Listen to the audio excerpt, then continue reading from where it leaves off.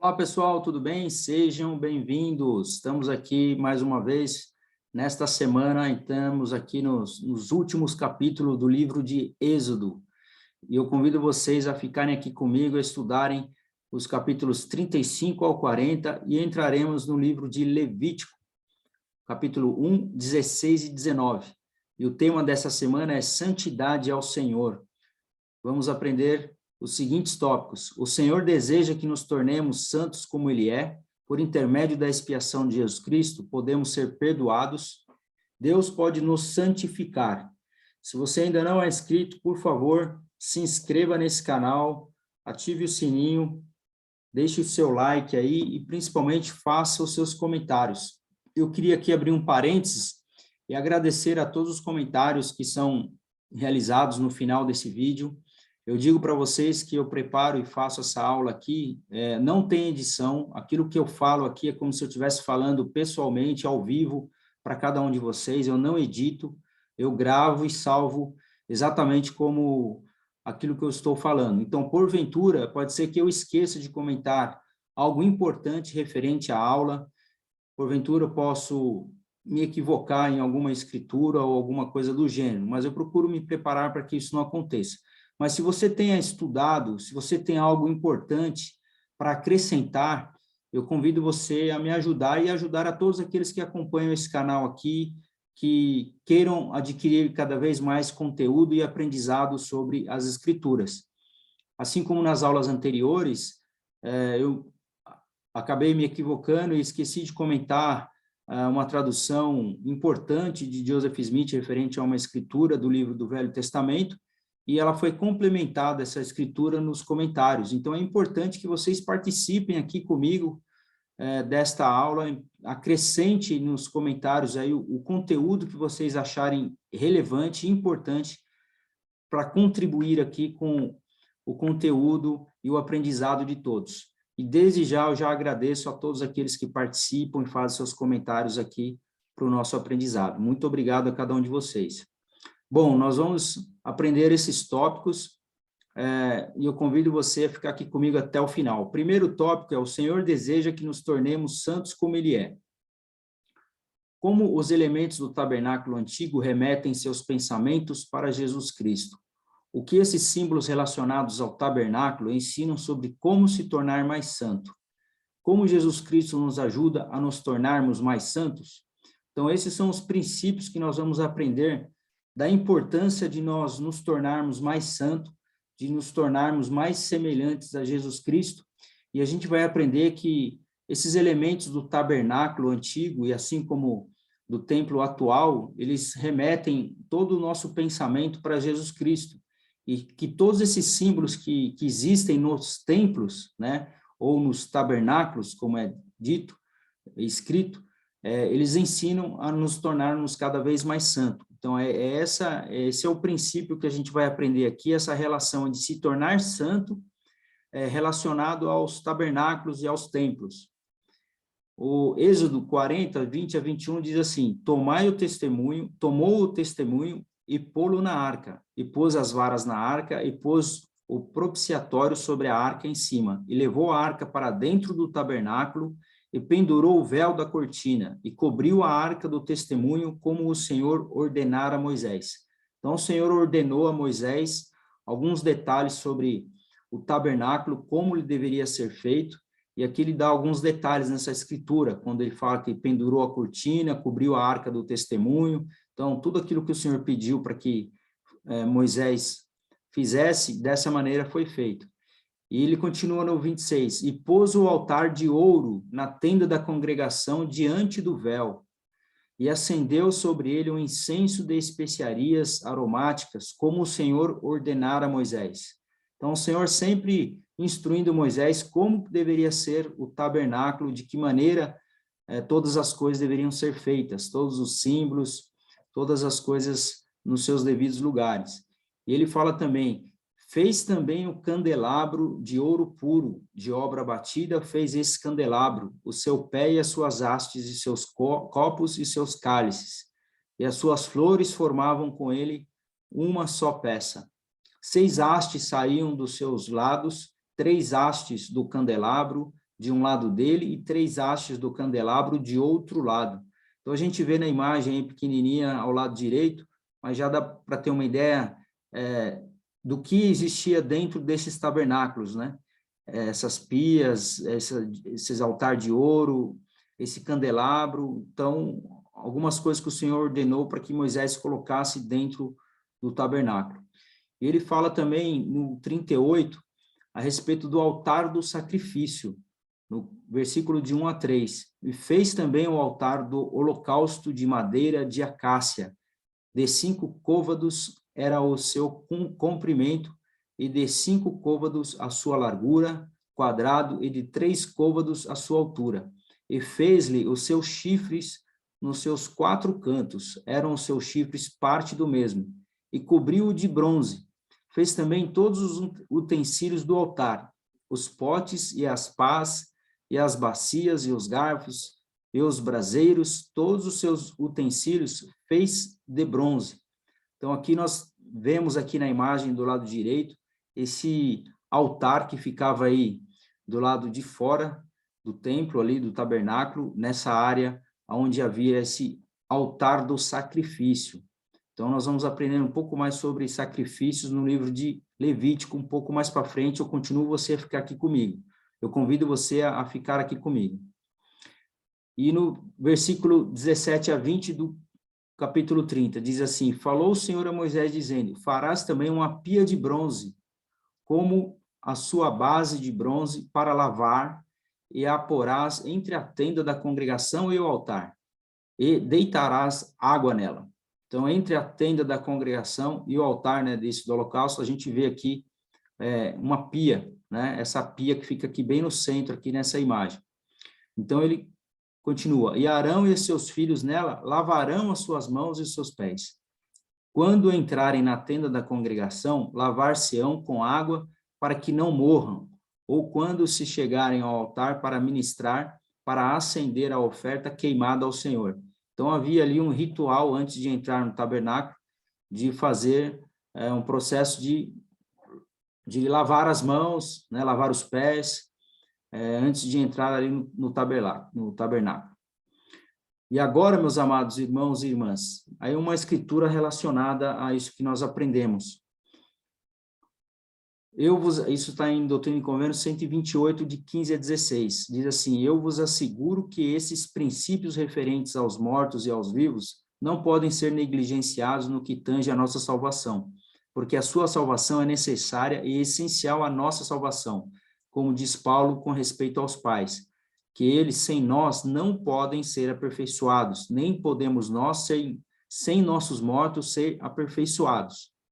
E agora, com relação ao batismo pelos mortos, apresentarei outra citação de Paulo, em 1 Coríntios 15, 29. Diz assim: de outra maneira, que farão os que se batizam pelos mortos, se absolutamente os mortos não ressuscitam?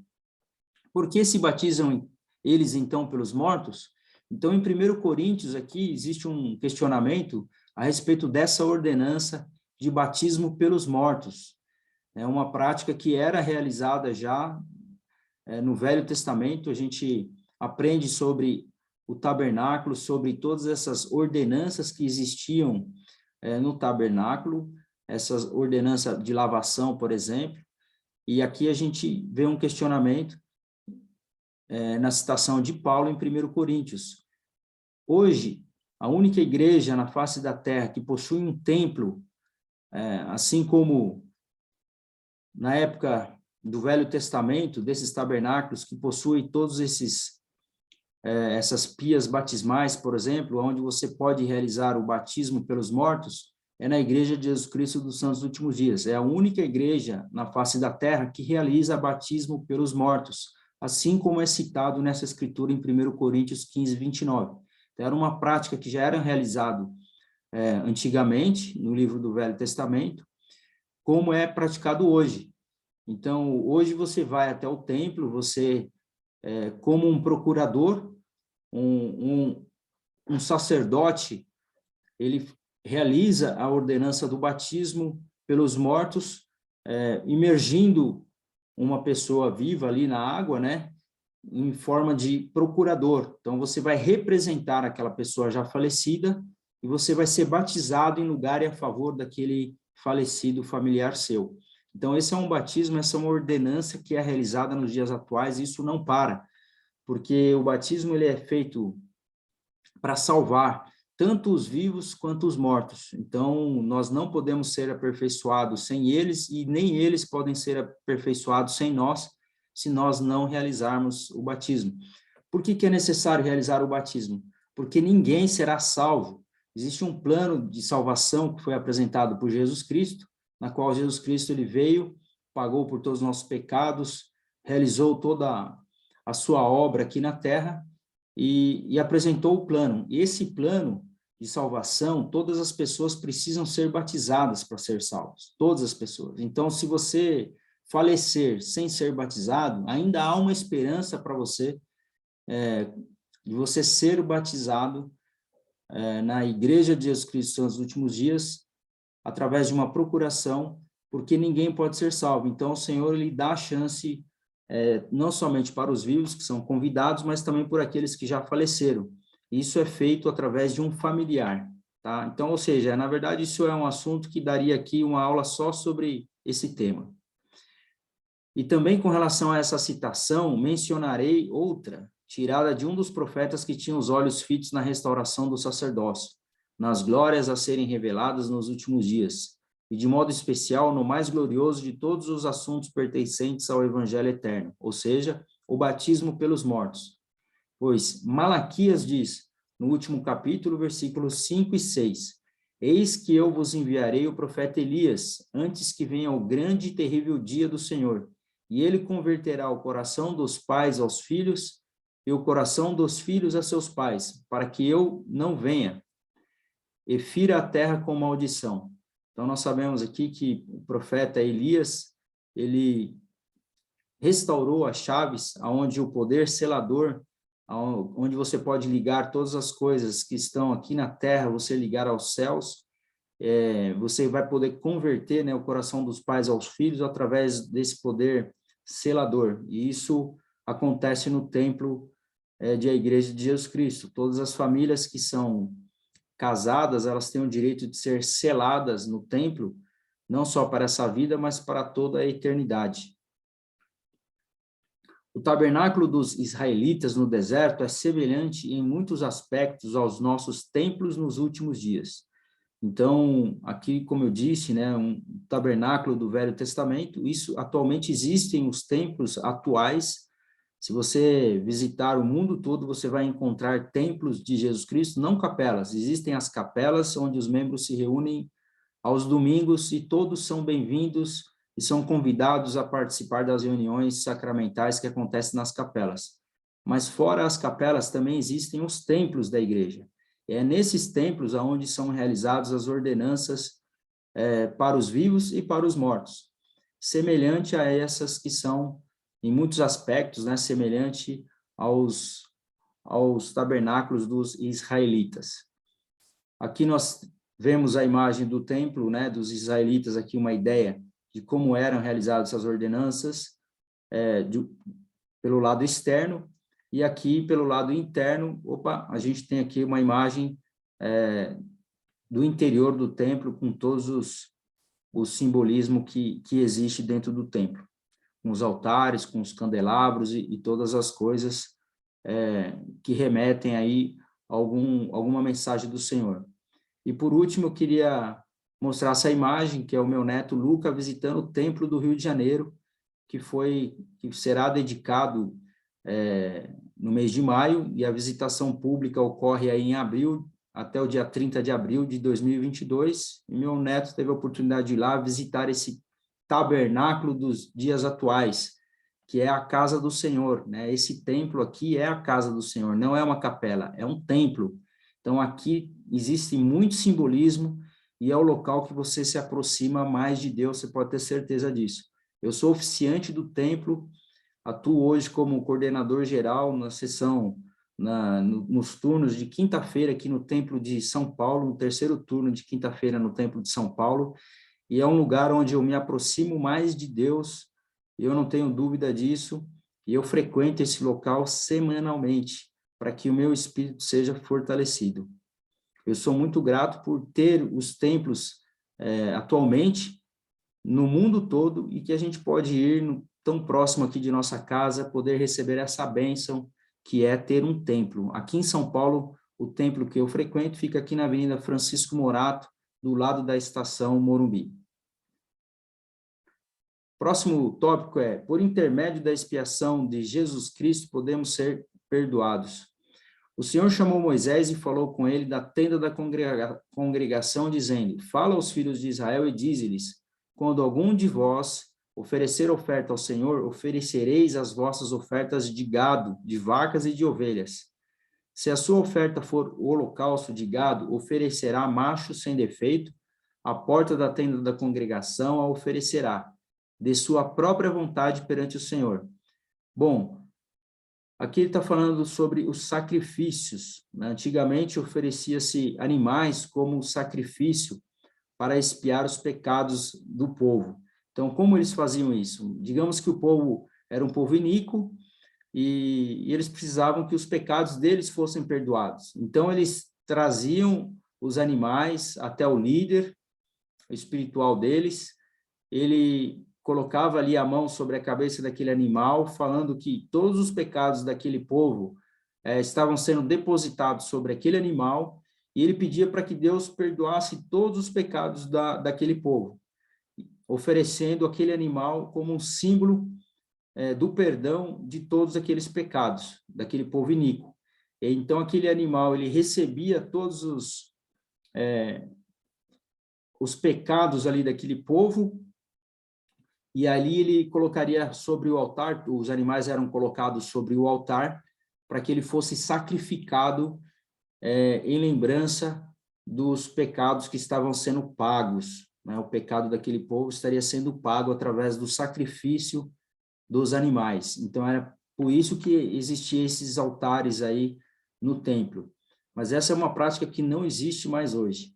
Vamos continuar. Aí ele fala assim, olha, no que eu acabei de dizer, no versículo 4, e porá a sua mão sobre a cabeça do holocausto, para que seja aceito por ele, para fazer a expiação por ele. Pois depois matará o bezerro perante o Senhor e os seus filhos de Arão. Os sacerdotes oferecerão o sangue e espargirão o sangue em redor sobre o altar que está diante da porta da tenda da congregação. Então, os sacrifícios de animais eram uma prática comum para pagar os pecados do povo iníquo.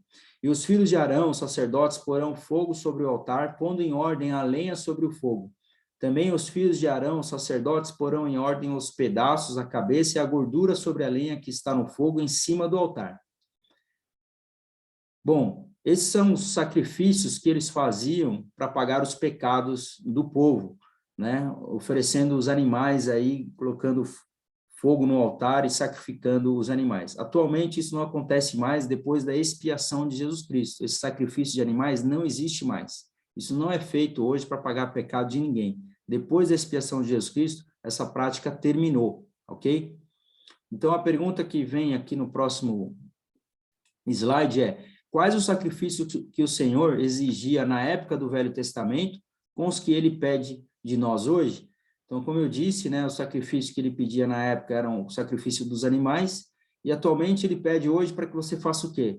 Para que você faça uma pesquisa genealógica, para que você pague o seu dízimo, para que você visite os doentes, os enfermos, né, aquelas pessoas que estão aflitas, que você vá até um hospital fazer essa visita, ou até algum asilo, que você possa visitar um idoso que está solitário.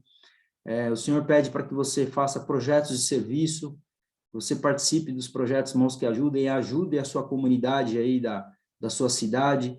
Então, servir na igreja, seja como líder ou como membro, através do seu chamado, esse serviço voluntário. Então, é esse trabalho que é exigido de nós hoje. O Senhor não exige nenhum sacrifício como naquela época, ele só exige que nós façamos esse tipo de trabalho referente à sua obra. Nossos sacrifícios pela obra. Em Moisés 5:7 diz assim: então o anjo falou dizendo: isso é a semelhança do sacrifício do unigênito do Pai, que é cheio de graça e verdade. Então, quando você estiver se sacrificando, quando você estiver fazendo algo muito difícil, lembre-se dessa escritura, né, que isso é a semelhança do sacrifício do unigênito. Ou seja, Jesus Cristo, ele pagou pelos nossos pecados, ele fez um sacrifício muito maior do que nós podemos oferecer. Todos os nossos sacrifícios pela obra de Deus que nós realizamos aqui na terra, não é 1/10 daquilo que Jesus Cristo se sacrificou por cada um de nós. Lembre-se sempre disso. Deus pode nos santificar. Então, a gente aprende que nós podemos ser santos ao participar das ordenanças do templo, assim como eram realizadas no Velho Testamento. Como eu disse, existem hoje os templos, nós podemos participar dos templos, e todas as vezes que nós vamos ao templo e participamos das ordenanças, nós estamos nos tornando cada vez mais santo. E para encerrar, o presidente Henry B. Eyring ensinou: uma maior felicidade vem de uma maior santidade pessoal. Ou seja, quanto mais santo você é, quanto mais você guarda os mandamentos, mais feliz você vai ser. As Escrituras nos ensinam que, entre outras coisas, podemos ser santificados ou nos tornar mais santos quando exercemos fé em Jesus Cristo, demonstramos obediência, arrependemos-nos, sacrificamos-nos por Ele, recebemos ordenanças sagradas e guardamos os convênios que fizemos com Ele. Então, esse aqui é a fórmula da felicidade, irmãos. É a fórmula da felicidade, exatamente isso. Para que nós possamos ser felizes, nós precisamos ser cada vez mais santo, buscar essa santidade pessoal. Isso a gente consegue realizando todo esse exercício da fé em Jesus Cristo, obediência aos seus mandamentos, nos arrependendo dos nossos pecados, nos sacrificando, fazendo todas as ordenanças necessárias, assim como o batismo, casamento, tudo isso, guardando todos esses convênios e mandamentos, nós seremos mais felizes, seremos cada vez mais santos, que é o objetivo dessa aula, aprender a como nos tornar cada vez mais santos e semelhantes a Jesus Cristo. E isso é possível. Então, essa é a mensagem dessa semana. Eu convido você a estudar a próxima aula, que nós vamos entrar aqui no livro de Números, e o tema é: não sejais rebeldes contra o Senhor e não temais. Falaremos sobre falar contra o profeta do Senhor ofende o Senhor, e era o homem Moisés muito manso. Com fé no Senhor podemos ter esperança no futuro. Se olharmos para Jesus Cristo com fé, ele vai nos curar espiritualmente, e coisas pequenas e simples. Esse é um grande segredo também, de nós realizarmos coisas pequenas e simples. Bom, eu fico por aqui, convido você a compartilhar, deixar aqui seu comentário, se porventura eu me equivoquei em algum comentário de alguma escritura, que você possa me ajudar aqui a acrescentar o conteúdo aqui dessa aula através dos comentários, tá ok? Muito obrigado a todos. Se você não é membro da igreja, clica aqui no link abaixo para saber mais. Forte abraço, até a semana que vem.